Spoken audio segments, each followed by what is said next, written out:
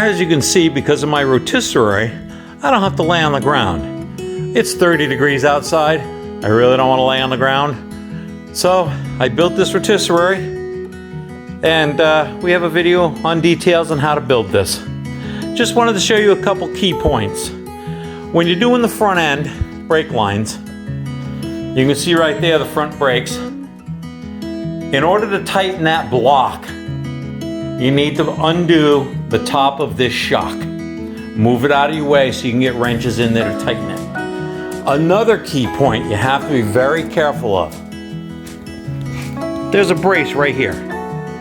If you go on the back side of this brace, you will not have enough brake line to put this block in that area. If you don't put that block in the area, your front brake line right here will not be long enough to reach. So you got to be careful of that. So I put mine in, realized it wasn't long enough, had to take it all back out again, and move the brake line right here in front of the brace so I can do less of a bend and give me a little bit more length down the other end. You want to be very careful that you don't scratch these lines. They have a protective coating on them, and you don't want to scratch them here. Because if you scratch that coating, they're going to rust. You have to be careful. This line is going to be pulled up here a little bit, right next to the other line, to allow enough room to put in this panel. Also, you can see while it's rotated up, I can put in my floor plans. Nice and easy. Alrighty, front end's done. Nuts have been torqued. Torque wrench at Home Depot goes up to 250 pounds. It was about, what was it, $53 with tax. Unfortunately, you only need it for 2 of these nuts. Nothing else on the chassis is over 150 pounds. So a standard torque wrench will work for that. So we're getting there. We got the flexible line in. Got to put in the calipers, put in the banjo bolts, and the front end's pretty much done. Tomorrow we're probably going to end up running the rear brake line. You can see there's the brake line. And in all the books, they say there are 2 sizes of master cylinders. One's a 5/8 and one's a 3/4. The small one is for the rear, the larger one is for the front. Well, in my kit, they were both the same.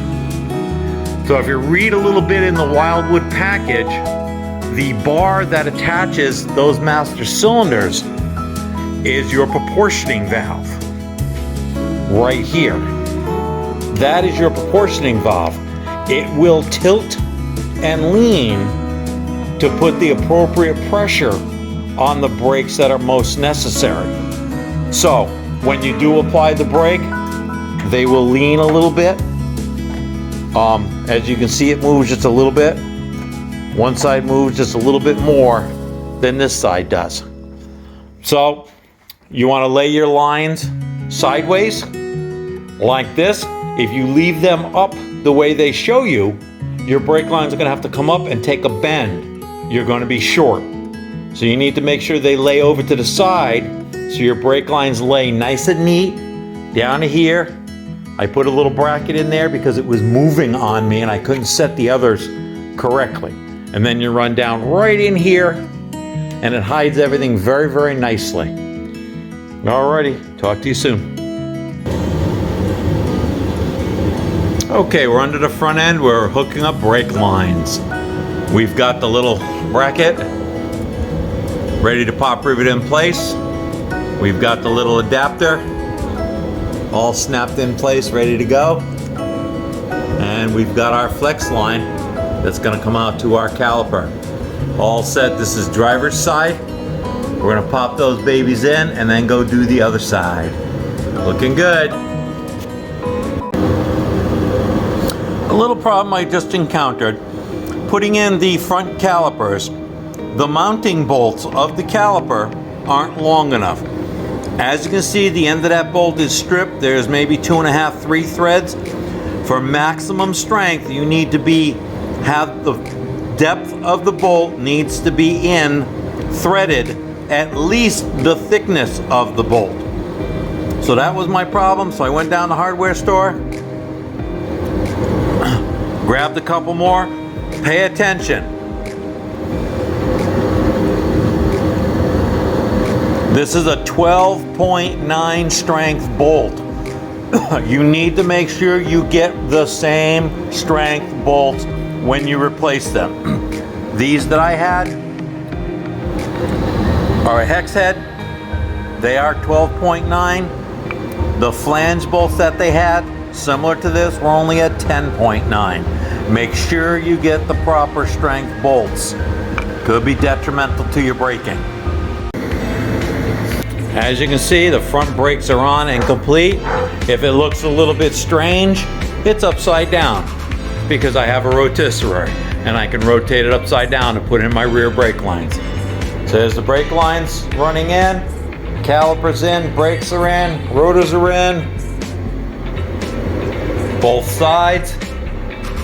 There's part of the brake line right there running along the bottom side, going up there, going up to behind the firewall, and then we have our rear brake line going right along the edge of the frame. I put it behind those mounts. I believe those mounts are to mount the running boards. So I wanted to make sure they were out of the way. So I ran them behind. There was a notch there. It looked like that's where they belong. So it runs along the frame, runs inside here, runs down, runs across, comes up to the flexible brake line mount. Then the next line runs across and runs underneath the rear end. I have the independent rear end, runs all the way across here, right in here, over to here. And then you have to use up a little brake line. So what I did is I just brought it up across here and then brought it up to my flexible brake line mount, which will be right there. They're in powder coating right now, so we have to wait for those to come out. We can mount those permanent, get that all set up. In the book they show you putting a loop in here somewhere. I didn't like that, so this is how I ran mine.